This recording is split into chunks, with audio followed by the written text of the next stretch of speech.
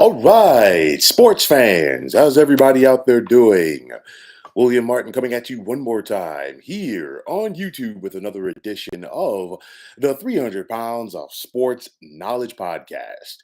Now, what have we learned so far from the 2022 Major League Baseball season? So far, we've seen that the New York Yankees are the team to beat right now in the American League East. They have a record of 28-10, and they put some distance between themselves and the Tampa Bay Rays. Tampa enters play today, currently 5.5 back, while the Toronto Blue Jays are 7.5 back. And for Toronto and Boston, you have to wonder when they're going to get it going. Boston right now, they're 7-3 in their last 10 games. They're 17-22 overall, but this was a team that made the ALCS last year. And at some point you expect the Red Sox to keep playing a little bit better. Toronto, they're 21-18. They got off to the hot start. They've taken a step back, but I do expect their bats to get going a little bit more, as well as their pitching. Now, in the American League Central, we have the Minnesota Twins in first place, while the White Sox are 3.5 games back. Remember, the White Sox won this division last year. They were the only team in the American League Central who actually finished above 500 last year.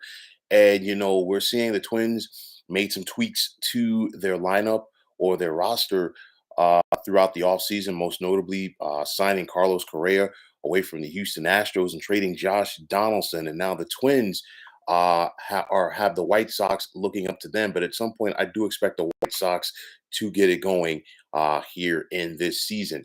Out in the AL West, the Houston Astros are still the team to beat. The Astros have consistently lost some of their key players from their World Series championship team in free agency, but the Astros interplay today with a game and a half lead over the surprising Los Angeles Angels. And I mean, the Angels have gotten off to a hot start. I know that they've lost their last four contests, but pitching has really improved for this team so far this year under manager Joe Madden. And then, of course, it does not hurt to have a couple of healthy MVPs in your lineup in Mike Trout and Shohei Ohtani. Of course, we saw Mike Trout miss so much time last year due to injury, but he is back and looking once again like an MVP. The Oakland Athletics out west, they're in limbo. Of course, we don't know what's going to go on with this franchise as far as getting a new stadium. The future does not look bright for them in the Bay, hence why the fans have really stayed away from this team so far this year. Now, in the National League East, the New York Mets are the surprise team. They enter today's play with a record of 26 up and 14 down, as the Mets have been, looking like a different team under manager Buck Showalter, and they're doing it in spite of being hit with a slew of injuries right now. The Philadelphia Phillies, they've been a very shockingly surprised right now so far. And you have to wonder at one point, will the Phillies ever get it going? They're 18-21. They've lost their last two. But most importantly, they're 7.5 games back of the Mets and the East. The Atlanta Braves, they are also under 500. They actually have the same record as the Phillies right now.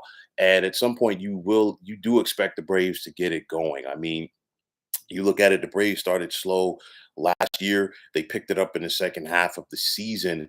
And of course, the rest is history. But the NL East, at least from the Mets standpoint, has a little bit of a different tenor this year. So if you're the Braves, you definitely don't want the Mets to get too far ahead of you. And also on top of that, you want to try to take advantage of the fact that the Mets are dealing with some injuries right now as you look to close that gap on them. Now, in regards to the National League Central, it's playing out just the way that I predicted it in the preseason. This was going to be a two-team race between the Milwaukee Brewers and the St. Louis Cardinals. And right now, Milwaukee has a 4-game cushion over the second place Redbirds. Of course, the Cincinnati Reds. This looks like it's going to be a very long and disappointing season for them. The Cubs and Pirates are in the midst of a rebuild, and that's why they have already fallen off of the race a little bit in the NL Central. Now, out west, will the San Diego Padres be able to keep up with the San Francisco Giants and Los Angeles Dodgers? Now, of course, the Giants won this division last year. They lost to the Dodgers in the playoffs. Both of those teams won more than 100 games. But just like it was last year, we saw the Dodgers, Giants, and Padres start off strong, but then the Padres tapered off. Right now, San Diego is a game and a half back of the Dodgers in the NL West. The Giants are 4 games back after they lost to the Padres last night. The Dodgers have won their last 6 games. And hopefully, for the sake of the Padres, they've made some more tweaks to this roster, most notably bringing in manager Bob Melvin. And hopefully, he will allow them to stay the course and remain relevant and become a playoff team at season's end. So far, who do we expect to be waving the white flag? I mean, the trade deadline obviously is several months away, but we already are getting a feel of what teams are going to be pretenders and what teams are going to be contenders. If the Red Sox cannot get it going, will they become sellers? We'll have to wait and see.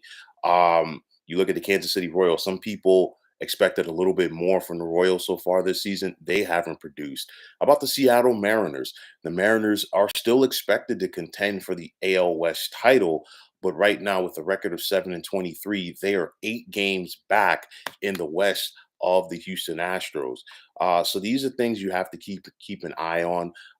What will the Diamondbacks and Rockies do? A lot of us are not expecting them to contend in the National League West, especially with the Dodgers and Giants. Let's see what they do between now and the trade deadline.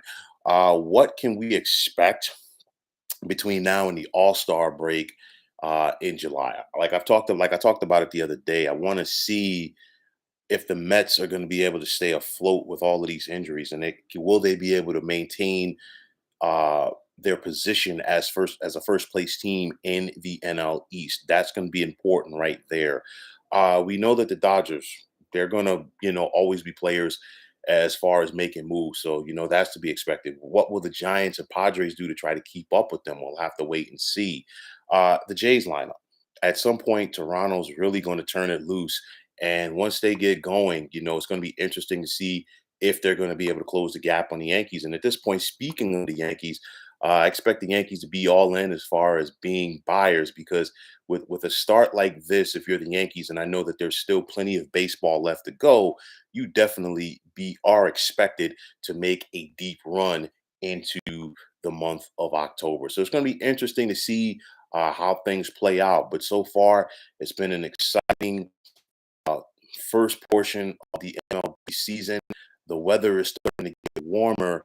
And with that said, it's time to really dig in and get into the baseball season. So let's see what the remainder of the season has. But so far, it's been very exciting around MLB. So, folks, that is going to wrap it up. And as always, I want to take this time out to thank you for tuning into the 300 Pounds of Sports Knowledge podcast here on YouTube. I want to take the time out to thank all of you fine folks out there for tuning in. And if you have not already, please feel free to subscribe to this channel. Now, if you're on Twitter, please feel free to follow me at 300 Pounds of Sports. And like I always say, if you follow me, it'll be my pleasure to follow you right back.